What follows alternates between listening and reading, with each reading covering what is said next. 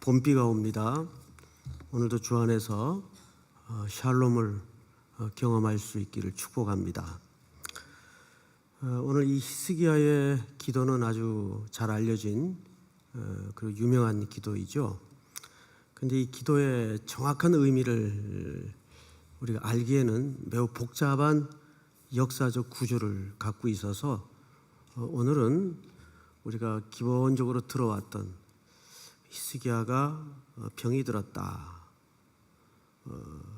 아마도 어떤 개인적인 죄가 있었기 때문일 것이다. 그러나 하나님께 기도했더니 그가 15년 생명을 연장받고 고침을 입었다. 이 정도 이야기로 우리가 이해를 하고 있습니다. 자, 우선 우리가 찬찬히 좀 보도록 하죠. 1절을 보시면 그때에 히스기야가 병들어 죽게 되매 아모스의 아들 선지자 이사야가 그에게 나오게 되죠. 그리고 이렇게 얘기합니다. 여호와의 말씀이 너는 집을 정리하라. 네가 죽고 살지 못하리라 하셨나이다. 쉽게 얘기하면 이제 왕이 병이 들었는데 이제 정리하시죠. 이렇게 된 거예요. 좀 느낌이 이상하지 않아요? 근데 여기 잘 보시면 뭘 정리하라 그랬는가를 보세요. 이렇게 되어 있습니다. 너는 뭘 정리하라? 집을 정리하라 그랬어요. 보통 이스라엘 백성들에게 집은 어떤 개념을 담고 있죠? 이것은 하나의 민족과 또는 족보와 또는 가문을 여기에 암시하고 있습니다. 그렇다면 지금 히스기야가 죽을 병에 걸려서 하나님 앞에 기도의 자리로 나올 수밖에 없었던 것은 사실 단순하게 개인적인 문제의 차원이 지금 넘어서 있다는 암시를 담고 있습니다. 열왕기하 18장서부터 쭉 보면 분명 히스기야도 하나님 앞에 실수한 부분이 눈에 띄어요. 자, 우선 18장서부터 한번 훑어가 볼까요? 앞으로 몇 장 넘기면 18장 있죠? 1절을 한번 보세요. 1절.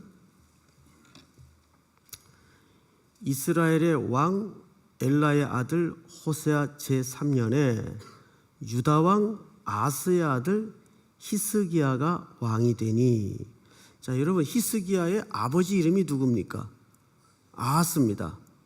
이 아하스는 성경에 뭘로 유명하죠? 해시계, 아하스의 해시계. 해시계로 유명한 인물이에요. 이 아하스라는 이름을 머릿속에 일단 오늘 아침에는 입력을 할 필요가 있습니다. 자, 아하스의 아들 히스기야가 왕이 되니 그가 왕이 될 때 나이가 몇 세입니까? 25세. 그리고 예루살렘에서 몇 년을 왕 노릇을 하냐면 29년을 왕 노릇을 해요.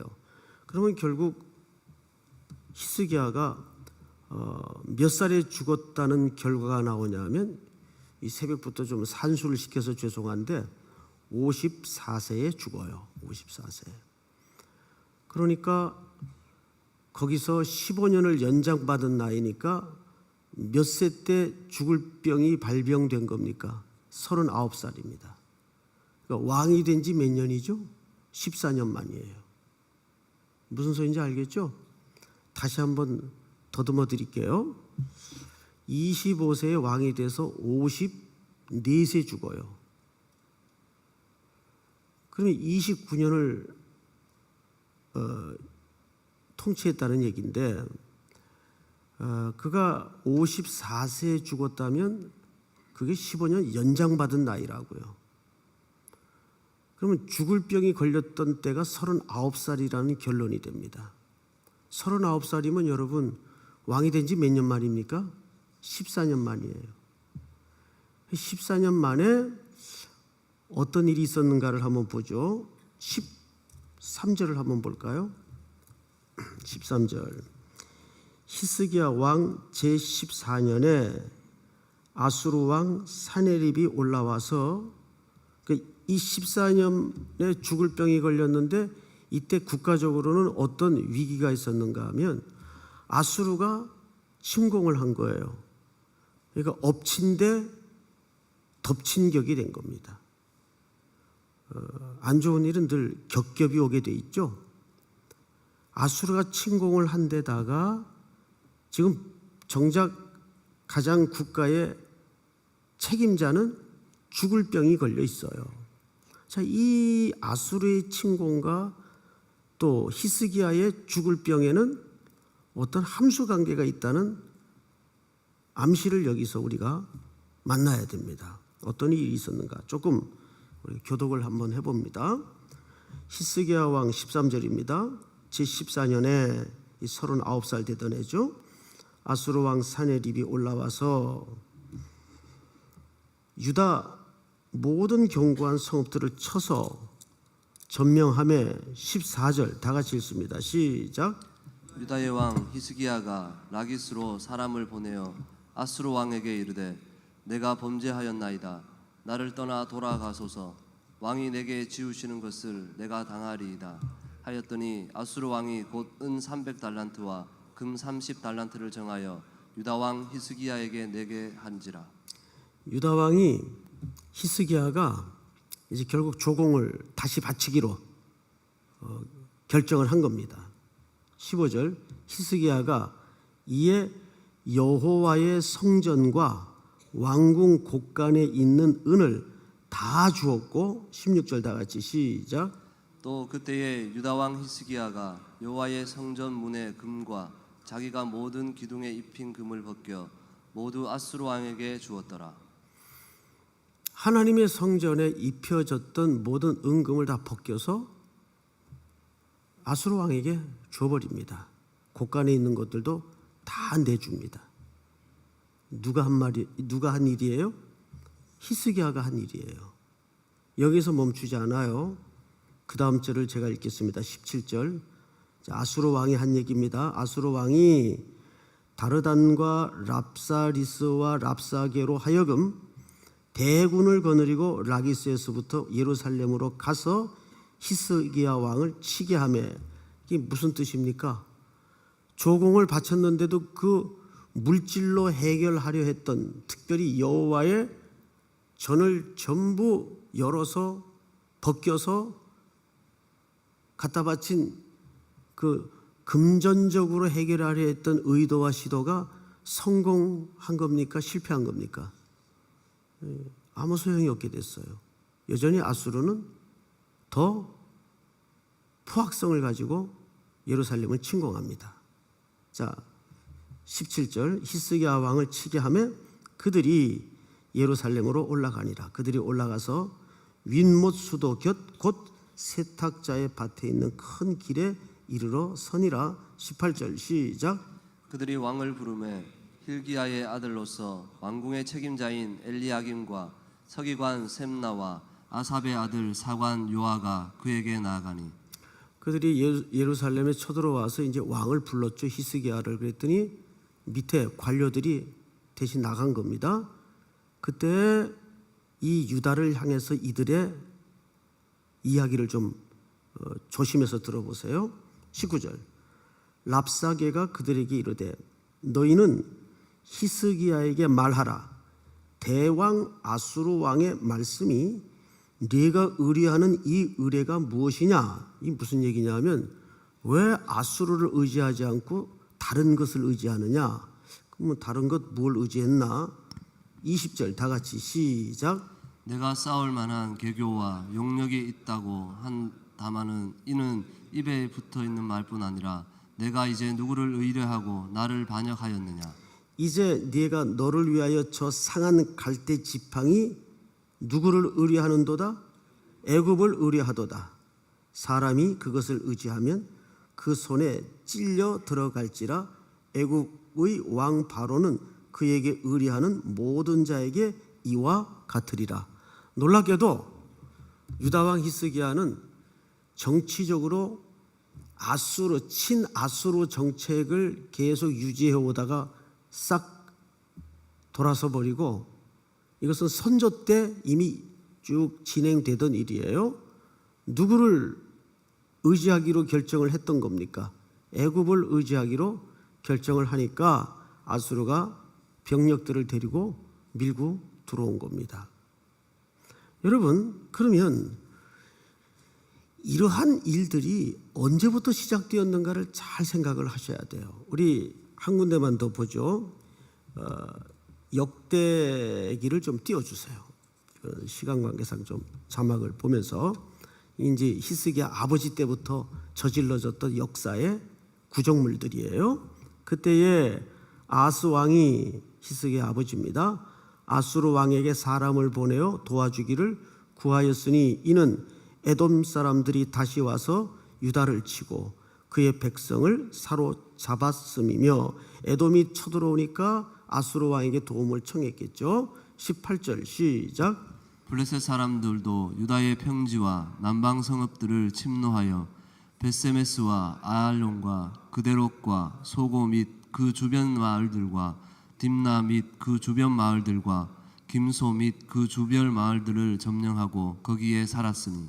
에돔뿐만 아니라 블레셋도 유다를 괴롭히기 시작했어요. 19절.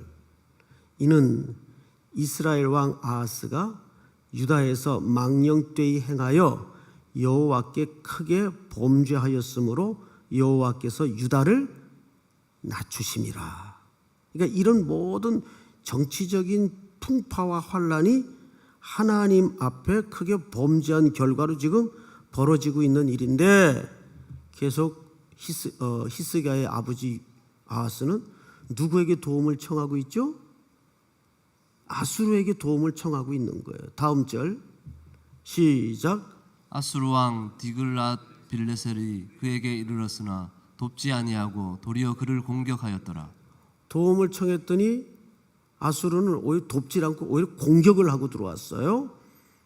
21절. 아하스가 여호와의 전과 왕궁과 방백들의 집에서 재물을 가져다가 아수르 왕에게 주었으나 그에게 유익이 없었더라. 시작. 이 아하스 왕이 공고할 때에 더욱 여호와께 범죄하여. 자, 여러분 이 본문을 잘 보세요. 히스기야가 했던 일들이 아버지 때부터 이미 있었어요. 계속 아수르 왕에게 모든 것들을 다 퍼주는데 그게 효과가 있었다는 말입니까? 없었다는 말입니까? 없었다는 얘기예요. 그런데도 히스기야는 아버지의 전체를 부분적으로 밟습니다. 그리고 더 중요한 것은 이 히스기야의 아버지 아하스 왕이 곤고할 때 더욱 여호와께 나아갔어요? 범죄했어요? 범죄했다는 의미는 하나님을 그럼에도 불구하고 의지하지 않았다는 얘기예요. 그 다음 절 시작. 자기를 친 다메섹 신들에게 제사하여 이르되 아람 왕들의 신들이 그들을 도왔으니 나도 그 신에게 제사하여 나를 돕게 하리라 하였으나 그 신이 아하스와 온 이스라엘을 망하게 하였더라. 자기들을 공격한 다메섹에 섬기는 신들을 오히려 이 유다 왕 아하스가 섬깁니다. 그런데도 온 이스라엘을 망하게 합니다. 그 신이. 이게 히스기야 집안에, 아니 다윗의 집에 유다 민족 속에서 계속 답습하여 벌어져 왔던 불신앙의 유산물들이었어요. 이 죄가 뿌리 깊게 유다 속에 녹아져 있었던 겁니다. 자, 다음 절. 아하스가 하나님의 전의 기구들을 모아 하나님 전의 기구들을 부수고 또 여호와의 전 문들을 닫고 예루살렘 구성마다 뭘 쌓아요? 이방 신상을 섬기는 제단을 천지사박에 설치해 놓고 쌓습니다. 다음 절 시작. 유다 각 성읍에 산당을 세워 다른 신에게 분향하여 그의 조상들의 하나님 여호와를 진노하게 하였더라. 아하스의 남은 시종 사적과 그 모든 행위는 유다와 이스라엘 열왕기에 기록되니라. 27절 시작. 아하스가 그의 조상들과 함께 누움에 이스라엘 왕들의 묘실에 들어가지 아니하고 예루살렘 성에 장사하였더라. 그의 아들 히스기야가 대신하여 왕이 되니라. 이 왕이 될 때가 나이가 몇 살입니까? 25이에요. 그리고 14년 만에 39 되던에 아수르가 또 쳐들어오는데 이 아들 히스기야는 사실상 또 아하스에게 성전의 모든 은금을 벗겨서 바치지만 그 물질로 해결하려는 모든 의도나 시도가 실패해 버리고 맙니다. 이때 무슨 병이 걸려요? 죽을 병이 걸려요. 그러니까 히스기야가 죽을 병이 걸린 것은 단순히 개인적인 죄만 의미하는 것이 아닙니다. 이 유다를 회복하고 유다를 고치고자 하는 하나님의 열심이 나라의 대표자인 유다를 사랑하는 하나님의 마음 때문에 병들게 해서 어느 자리로 내몬 겁니까? 기도의 자리로 내몬 거예요. 자, 그래서 첫 번째 꼭지를 한번 띄워주세요. 첫 번째, 다 같이 한번 읽겠습니다. 시작. 속의 기도는 공동체의 죄를 보게 한다. 네, 고난 속에 우리는 자연히 하나님 앞에 혹독한 고난을 겪으면서 기도할 수밖에 없겠죠. 그런데 우리는 그 고난을 해결하려고 기도의 자리로 나가지만 하나님은 이 히스기야의 통곡과 눈물의 기도를 통해서 뭘 들추어내기를 원했던 겁니까? 유다의 죄를. 그래서 네 집을 정리하라. 그리고 성경을 오늘 본문을 다시 돌아가서 볼까요? 자, 여러분 20절을 보시면 1절 이사야가 그에게 나와서 그에게 이르되 여호와의 말씀이 너는 집을 정리하라. 네가 죽고 살지 못하리라 하셨나이다. 그러자 두 번째로 히스기야가 낯을 어디를 향합니까? 벽을 향하고 여호와께 기도합니다. 자, 이게 좀 이상해요. 왜 벽을 향했을까요? 이 키르라는 말을 쓰는데 이 벽은 구약 전체에서 두 용례로 사용이 됩니다. 벽이라는 말도 되고 성벽이라는 말도 돼요. 벽하면 여러분들에게 이렇게 느껴지는 뉘앙스가 뭐죠? 벽 하면 절망, 막바지, 끝, 이런 느낌이 들지 않아요? 아, 여기가 끝인가 보다. 여기까지인가 보다. 나 벽에 막혔어. 그런데 이게 무슨 용례로 또 사용이 되냐면 성벽이라는 용례로 사용이 돼요. 그런데 이 성벽은 시편에 보면 하나님의 보호하심으로 의미가 드러납니다. 키르. 그러면 이 벽에는 사실상 이중적인 의도와 의미가 담겨져 있는 겁니다. 벽을 만나 벽을 향하여 기도하는데 그 벽이 어떤 역할을 우리에게 해줍니까? 우리를? 그래서 느헤미야가 귀환해가지고 제일 먼저 재건 작업을 펼쳤던 공사가 무슨 공사였어요? 성벽을 재건합니다. 왜? 다시 이스라엘을 회복하고 보호하고 일으키기 위해서. 그러니까 우리의 절망의 벽은 뭐예요? 하나님의 보호하심의 시작인 것입니다. 우리 두 번째 꼭지를 한번 띄워주실까요? 다 같이 시작. 하나님은 한 사람의 눈물의 기도를 찾으신다. 히스기야가 벽을 향하여 하나님 앞에 앉았어요. 그리고 통곡의 기도를 드렸다 그랬어요. 이건 뭘 얘기할까요? 하나님은 수천 명, 수백 명의 눈물의 기도보다도 진심으로 하나님 앞에 통곡하며 회복하며 기도할 수 있는 한 사람을 매일 찾고 있어요. 이스라엘이 사사시대의 어두움 속에 깊이 좌절을 겪으며 몰락할 때에도 하나님은 여러 명의 눈물의 기도를 찾고 있는 것이 아니라 한나라는 한 여인의 기도를 찾았어요. 그 한 사람의, 한 여인의 기도가 하나님과 심정이 통해지자 시대의 새벽을 가져오지 않습니까? 마찬가지예요. 이 한 사람의 눈물의 통곡의 기도가, 우리 세 번째 꼭지를 좀 한번 볼까요? 다 같이 한번 읽겠습니다. 시작. 하나님의 열심이 우리를 기도하게 하신다. 그러니까 하나님의 열심의 가장 첫 번째 스텝은 우리를 기도의 자리로 나오게 하는 겁니다. 그래서 히스기야가 만난 벽, 절망, 적은 쳐들어와 있는데 정작 본인은 병이 들었어요. 벽을 만난 거죠.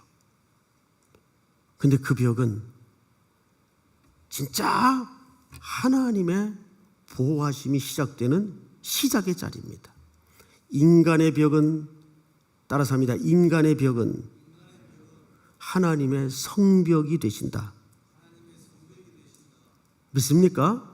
그래서 시인은 이 성벽을 하나님의 보호하심이라는 은유적인 표현으로 시어를 많이 만들어냅니다.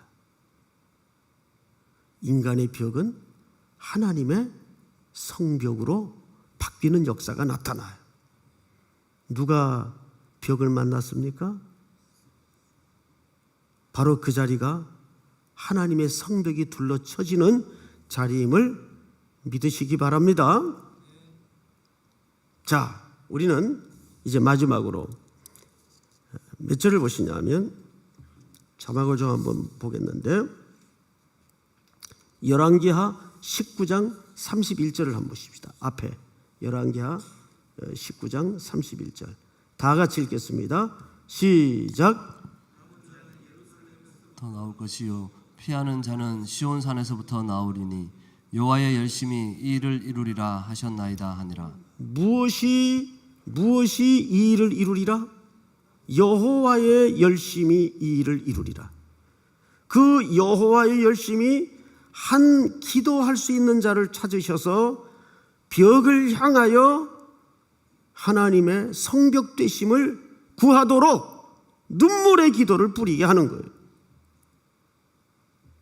그래서 그가 몇 년 수명의 연장을 받나요? 네, 15년 연장을 받아요. 그러면 15년 동안에 연장받은 무슨 의미가 있어야 될 거 아니에요. 15년 동안 뭐 했지?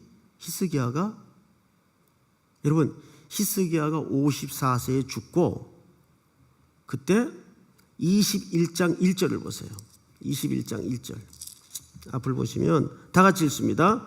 시작. 므낫세가 왕이 될 때에 나이가 12세라 예루살렘에서 55년간 다스리니라.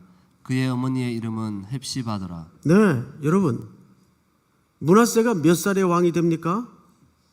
12살에 왕이 돼요. 그리고 50년 넘게 통치를 하게 되죠. 그러면 12살에 왕이 됐다면 이 므낫세는 언제 태어난 겁니까? 15년 연장받은 그 기간에 태어난 아들이에요. 그러니까 하나님이 이 다윗의 집을 끊어내지 아니하시고 하나님의 열심으로 눈물의 기도를 응답하셔서 아들을 주시어 다윗의 집을 이어가게 만드시는 하나님의 열심을 여기서 만나는 겁니다. 믿습니까? 오늘도 우리 첫 번째, 다시 한번 꼭지를 띄워주세요. 첫 번째, 고난 속의 기도는 뭘 보게 한다? 공동체의 죄를 보게 한다. 두 번째, 하나님은 한 사람의 눈물의 기도를 찾으신다. 하나님은 어떤 집단으로 하나님의 역사를 풀어가신 적이 없어요. 언제나 하나님과 소통하는 한 영혼. 믿습니까? 마지막 세 번째. 하나님의 열심히 우리를 뭐하게 하십니까? 기도하게 하십니다. 다시 한번 이 세 가지 제목을 붙들고 오늘 이 새벽에도 주님 앞에 교회를 위해서 우리 민족이 지금 겪고 있는 이 혼란을 위해서 하나님 앞에 간절히 기도하시다가 일어서는 새벽이 되기를 주의 이름으로 축복합니다. 우리 다 같이 한번 주여 부른 다음에 통성으로 기도합니다. 주여, 하나님 은혜를 진심으로 감사합니다. 오늘도 우리들에게 귀한 시간을 주셔서 히스기야의 눈물의 기도를